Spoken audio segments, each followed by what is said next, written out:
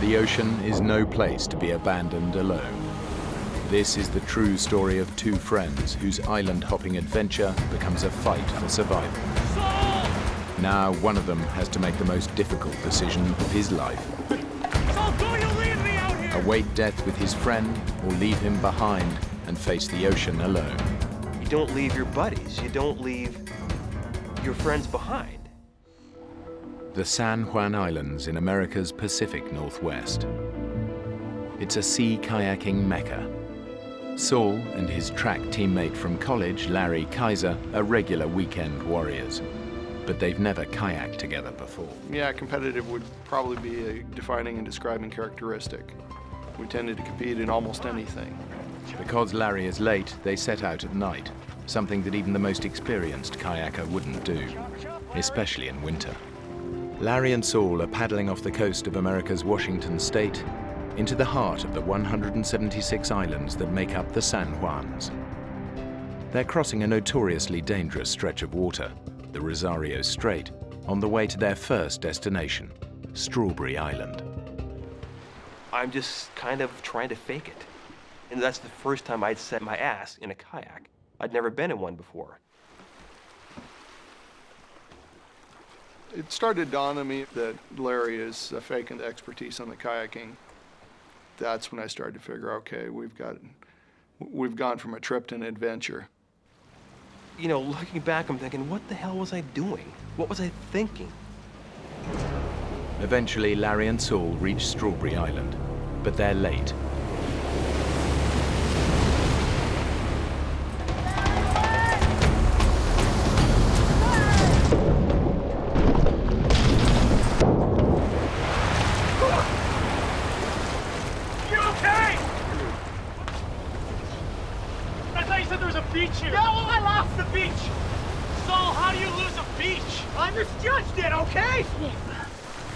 Basically, at this point, I take my dry bag out, and my dry bag is no longer a dry bag.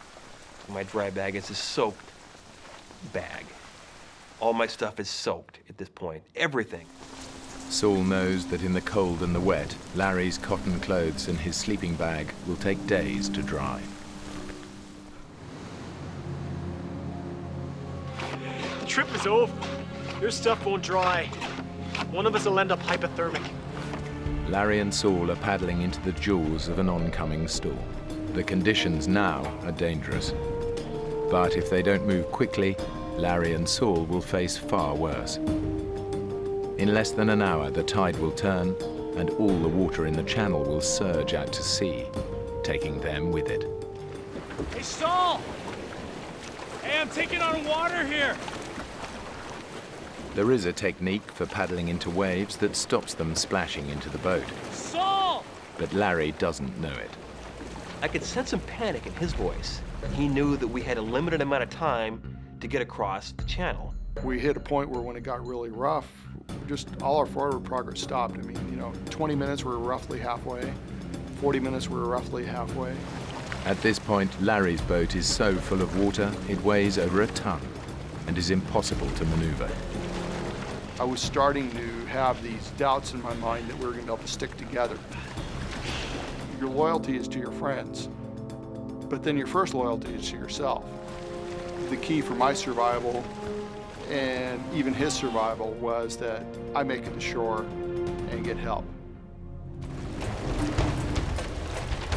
I'm very aware of two things. The current is moving Larry further and further away. We got darkness at 3:30, quarter to 4, 4 o'clock in that range. Hey, I need to phone. I need to call 911. This big wave just cracks down and everything stopped. One moment I'm here in this boat full of water, and a second later I'm outside the boat treading water, just like that. I'm starting to have some self-doubt. Did I make the right decision? Where is Larry? Is Larry alive? Did I just consign my friend to death?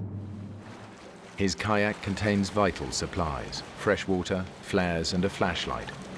But Larry can see the shore, and it doesn't look far. What he doesn't realize is that if he swims, he'll be fighting against a current moving twice the speed that the fastest human can swim. I'm gonna swim. Several miles away, a rescue team is scanning the shoreline in the hope that Larry might have made it to one of the islands. Bravo 6, we have a visual on a red kayak on Burroughs Island. He's on that island somewhere. What more clues could you need? I mean, paddles with the boat, sleeping bags gone, the guy's alive. 8 hours since he capsized, Larry is nearly 4 miles out to sea. But the Coast Guard is still searching the island where they found his boat. Because they found a paddle with it, they assume he must have paddled to shore. What they don't know is that Saul equipped the kayak with a spare paddle. He left a red paddle with his boat. Did you say red paddle? The red paddle's the storm paddle. It's tied to the boat. The boat with nobody in it would still have the red paddle. Did you say red paddle? Yes. No black and white paddle? No.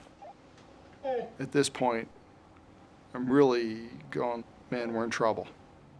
You realize that somebody that you're fairly close to is no longer here, and you're the one that killed him. Shortly after midnight, the Coast Guard call off the search. They assume that in the morning, they will be looking for Larry's body. I really thought, just end it now. Why even bother with this? And that's when they started thinking about my mom. And I love my parents, I love my dad, I love my family.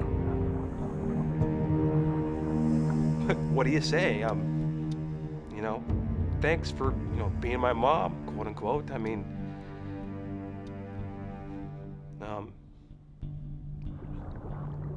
I was ready to die. It's not an issue.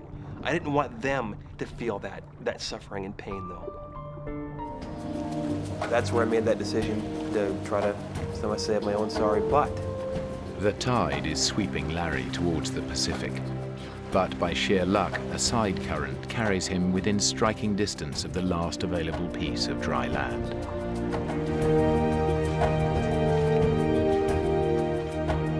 My God, thank you. I come up onto shore and there's this big rock right there, and I just swim up and put my arms around this rock. This is the most beautiful rock I've seen in my life. That's all I could think of. No one else, nothing else, just lie there and enjoy this rock. Larry assumes he's on the mainland. I'm on an island right now, and it's another mile across to get to land again. I'm thinking, I'm an athlete, I can do this, I can swim that. I'm gonna swim. I'm swimming across the water. I'm literally right in the middle. I stopped swimming, I turned around in the water, and there behind me, where I was standing for the previous hour, was this giant helicopter 50 feet up above the shore, right where I was standing. You gotta be kidding me. You have to be kidding me. This can't be happening.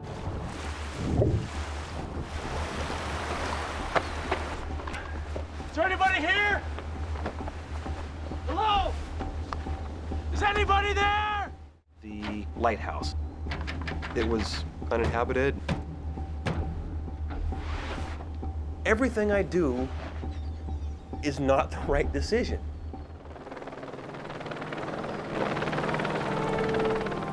At 11:35 a.m., a rescue helicopter spots Larry and rushes him to the Ana Cortez Hospital ER. I remember seeing him walk into the room that I was at, and you could tell without him verbalizing his feeling. Yo, Larry. You okay? Lift. Yes, sir. I felt good having Saul there, but you don't leave your buddy. It's not correct. It's just not right to leave someone like that. You must You left me.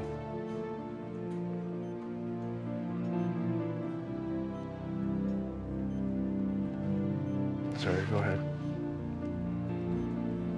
I'm just glad you're all right. Yeah, me too.